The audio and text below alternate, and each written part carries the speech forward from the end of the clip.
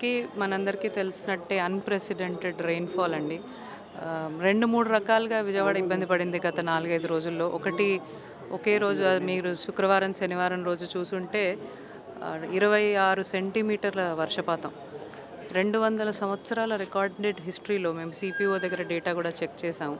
200 సంవత్సరాల రికార్డెడ్ హిస్టరీలో ఎప్పుడు ఒకే 24 గంటల వ్యవధిలో 26 సెంటీమీటర్ల వర్షపాతం ఎప్పుడు విజయవాడలో కానీ కృష్ణా జిల్లాలో కానీ నమోదు కాలేదు. సో అంత పెద్ద ఉపద్రవంలాగా పడిన వర్షాన్ని నుంచి కోలుకునే ముందే ఒకవైపు బుడమేరుకి పైన రెగ్యులేటర్ నుంచి కృష్ణానదిలోకి వెళ్తూ ఉండగానే గండిపడి ఒక 40,000 క్యూసెక్కులు సడన్గా సిటీ మీదకి పడ్డాయి. దాని నుంచి కూడా తేరుకునే ముందే కృష్ణా నదిలోకి 11,90,000 క్యూసెక్లు అది కూడా రికార్డెడ్ హిస్టరీలో ఎప్పుడూ లేని విధంగా. సో 3 రకాల ఉపద్రవాలు ఒకే రోజున విజయవాడ మీద పడటం వల్ల ఎవరూ ఊహించని విధంగా విజయవాడ ఫ్లడ్డింగ్ జరిగిపోయింది. Very unfortunate. మాకుండే 64 కార్పొరేట్ వార్డ్స్లో 32 వార్డ్స్ పూర్తిగా జలమయం అయ్యే పరిస్థితి వచ్చింది. మీకు తెలుసా ఆ ఏరియా బుడమేరు పరివాహక ప్రాంతాలు సింగనగర్ వైపు కావచ్చు, రూరల్లో కూడా మీకు మా విజయవాడ రూరల్ మండలం ఇబ్రాహీంపట్నం, కాస్త జీకొండూరు అవి కూడా ఈ బుడమేరు వల్ల అఫెక్ట్ అయిన వాళ్ళలో. అందులో ఎక్కువగా జక్కంపూడి, అంబాపురంతో పాటు ఆ పరివాహక ప్రాంతాలు 32 వార్డులు కూడా చాలా విపత్కర పరిస్థితులు ఎదుర్కోవడం జరిగింది. ఆదివారం రోజు గౌరవ ముఖ్యమంత్రి గారు వచ్చి చూసిన తర్వాత హుటాహుటిన కంట్రోల్ రూమ్ ఏర్పాటు చేసుకోవడం. మేము అప్పటి వరకు ప్రిపేర్ అయింది 24 సెంటీమీటర్ల వర్షపాతానికే.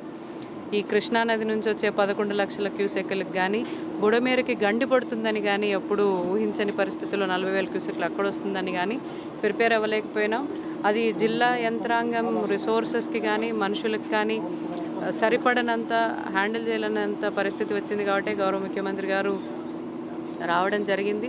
వచ్చిన తర్వాత ఇక్కడ కంట్రోల్ రూమ్ ఏర్పాటు చేసుకోవటము, ఆ రోజు నుంచి కూడా ఒక వ్యవస్థను ఏర్పాటు చేసుకొని రాష్ట్ర వ్యాప్తంగా కూడా ఆఫీసర్లను ఇక్కడ డిప్లాయ్ చేయటము, రిసోర్సెస్ కూడా అంటే ఫుడ్ ప్యాకెట్స్ నుంచి మంచినీటి ప్యాకెట్స్ నుంచి మాకు కావాల్సిన ట్యాంకర్లు, మాకు కావాల్సిన లారీలు, ట్రాక్టర్లు, ఫ్రూట్స్, బిస్కెట్లు అన్నీ కూడా రాష్ట్ర వ్యాప్తంగా మొబిలైజ్ చేసుకొని కొన్నైతే మేము తిరుపతి, చెన్నై, హైదరాబాద్ నుంచి కూడా తెప్పించుకుంటున్నాము. వీటన్నిటిని మొబిలైజ్ చేసుకొని ఇక్కడ పంపకం మొదలుపెట్టడం జరిగింది. దాంతోపాటు మేము ఈ రోజున ఒక 2 రోజులు చాలా కష్టమైంది. బికాజ్ అవి బోట్లలో కూడా వెళ్ళే పరిస్థితుల్లో లేవు. మొదటి రోజు మేము సండే మొదలుపెట్టినప్పుడు మా దగ్గర 3-4 బోట్లే ఉండేటివి. అంటే బికాజ్ ఎన్డీఆర్ఎఫ్ టీం ఒకటి వస్తే 4 బోట్లు వస్తాయి.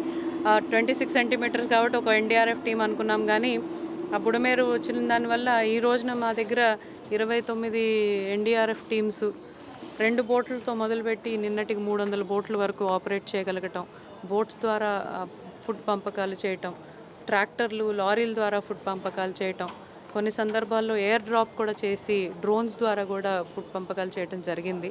ఈ రోజు నాటికి ఫుడ్ కాస్త స్టెబిలైజ్ అయ్యి మాకు భోజనం అందలేదనే పరిస్థితి లేదు. కానీ ఇప్పుడు మంచినీళ్ళు కూడా రాత్రికి స్టెబిలైజ్ అయింది. బ్రెడ్ లాంటివి అడగటం, మెడికల్ కిట్స్ అడగటం అనేది ఇప్పుడు జరుగుతోంది.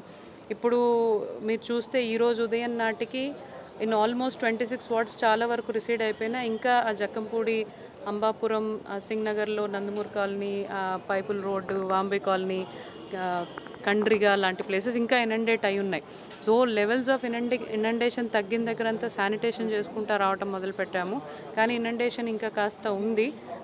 దానికోసము రిసోర్సెస్ని మనము మొబిలైజ్ చేసుకొని టీమ్స్ వేసుకొని సుమారుగా ఇప్పుడు చూస్తే మీరు శానిటేషన్ వర్కర్లే సుమారుగా 10,000 మంది ఇక్కడ పనిచేస్తున్నారు. డ్రింకింగ్ వాటర్ సప్లై ఈరోజే రెస్టోరేషన్ అవుతోంది. ఆ 4-5 వార్డ్స్ తప్ప మిగిలిన వార్డ్స్లో ఎలక్ట్రిసిటీ రెస్టోరేషన్ కూడా రాత్రి జరిగింది. నీళ్లు నిలబడి ఉన్న దగ్గర తప్ప ఎలక్ట్రిసిటీ రెస్టోరేషన్ కూడా జరిగింది.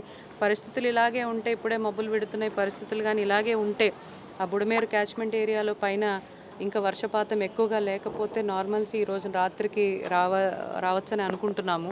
మీకు తెలుసు మేజర్ 3 గంటలు పడ్డాయి బుడమేరులో. అందులో 2 గంటలు రాత్రికి క్లోజ్ చేశారు, ఒకటి ఈరోజు జరుగుతోంది. అది కానీ పూర్తిగా క్లోజ్ చేసే పరిస్థితి వస్తే మాత్రము ఇంకా ఇప్పుడు ఏదైతే ఫ్లో ఉందో 4-5 వేల క్యూసెక్లు ఇంకా రోజు ఫ్లో అవుతోంది కదా ఆ గండి ద్వారా, అది తగ్గిపోయే అవకాశం ఉంటుంది. సో దాని మీదనే మొత్తం అందరూ కూడా పనిచేస్తున్నారు. టుడే వీ స్టాండ్ మనకు కొంచెం తెరపు ఏమిటంటే అండి, కృష్ణానదిలో నీటి ప్రవాహం మీరు చూశారు. 11 లక్షల నుంచి 1,90,000కి తగ్గిపోయింది. సో హ్యాండిలబుల్ స్టేజ్కి అది నార్మల్సీకి వచ్చేసింది. వర్షపాతం మనకి రోజు డ్రిజిల్ ఉన్నా కానీ ఏ రోజున కూడా గత 3 రోజులుగా కూడా 2 mm, 3 mm, 4 mm కంటే ఎక్కువ లేదు. సో వర్షపాతం గొడవ లేదు, కృష్ణానది గొడవ లేదు. బుడమేరుదే ఆ గండి పూర్తి చేస్తే అది కూడా ఉండదు. ఈ రిలీఫ్ మెజర్స్ అవన్నీ మేము కానీ ఈ రోజుకి కంప్లీట్ చేయగలిగితే రేపటి నుంచి ఎన్యూమరేషన్ చేసుకొని ఫుల్లీ డ్యామేజ్డ్ హౌసెస్ ఎన్ని, పార్షియలీ డ్యామేజ్డ్ హౌసెస్ ఎన్ని అని నిర్ణయం చేసుకొని వాళ్ళకి రిలీఫ్ మెటీరియల్ రిలీఫ్ మనీ కూడా సీఎం గారు నిర్ణయించిన స్కేల్ ప్రకారము డిస్ట్రిబ్యూషన్ చేయటం జరుగుతుందండి.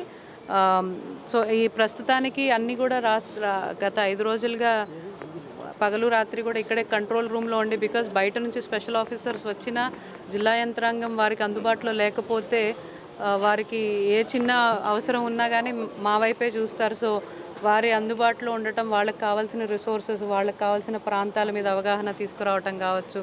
వాళ్ళు ఇప్పుడు మా వాళ్ళతోనే పని చేయించాలి. సో మా వాళ్ళు ఎవరు అని వాళ్ళకి తెలియాలన్నా కానీ నేను అందుబాటులో అందరికీ ఉండాల్సి వస్తుంది. కాబట్టి కంట్రోల్ రూమ్లోనే మాకు డ్యూటీ వేయడం జరిగింది. సీఎం గారు కూడా ఓవరాల్ టీమ్ కోఆర్డినేషన్ జిల్లా కలెక్టర్కి ఇచ్చారు. సో స్పెషల్ ఆఫీసర్ దగ్గర నుంచి అందరికీ కోఆర్డినేషన్ జిల్లా కలెక్టర్ వేయమన్నారు. కాబట్టి కంట్రోల్ రూమ్లో 24 hours ఉంటూ ఆల్ టీమ్స్తో, ఫుడ్ టీమ్స్ కావచ్చు, వాటర్ టీమ్స్ కావచ్చు, శానిటేషన్ టీమ్స్ కావచ్చు, డ్రోన్ టీమ్స్ కావచ్చు, ఇరిగేషన్ టీమ్స్ కావచ్చు, ట్రాక్టర్లు, ట్రాన్స్పోర్టేషన్, ఆల్ టీమ్స్కి కూడా ఇక్కడ మేము సహకారం అందించడం జరుగుతుందండి.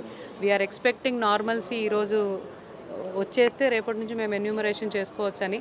Unfortunately in this entire incident 24 మందిని మనం కోల్పోయాము. పోస్ట్ మార్టమ్స్ చేసి వాళ్ళందరి డీటెయిల్స్ కూడా కలెక్ట్ చేసుకోవటం జరిగింది. మనం సిటీ మీద కాన్సన్ట్రేట్ చేస్తున్నాం బికాజ్ ఎక్కువ డెవస్టేషన్ ఇక్కడ జరిగింది. కానీ but most of the rural areas also partially flooded ఉన్నాయి. ముందు మీరు చూసే ఫ్రైడే సాటర్డే ఎక్కువ రూరల్ ఏరియా మీద ఎఫెక్ట్ ఉన్నింది. సో అక్కడ క్రాప్ ఎన్యూమరేషను, క్రాప్ డ్యామేజెస్ ఎన్యూమరేషను, అక్కడ ఎన్యూమరేషన్ కూడా ఈ జీవో రాగానే సీఎం గారు ఎంత రిలీఫ్కి డిక్లేర్ చేస్తారో దాని అనుగుణంగా ఎన్యూమరేషన్ కూడా ఒక రోజులో కంప్లీట్ చేసి ప్రజలకి సహాయం చేస్తామండి. Thank you.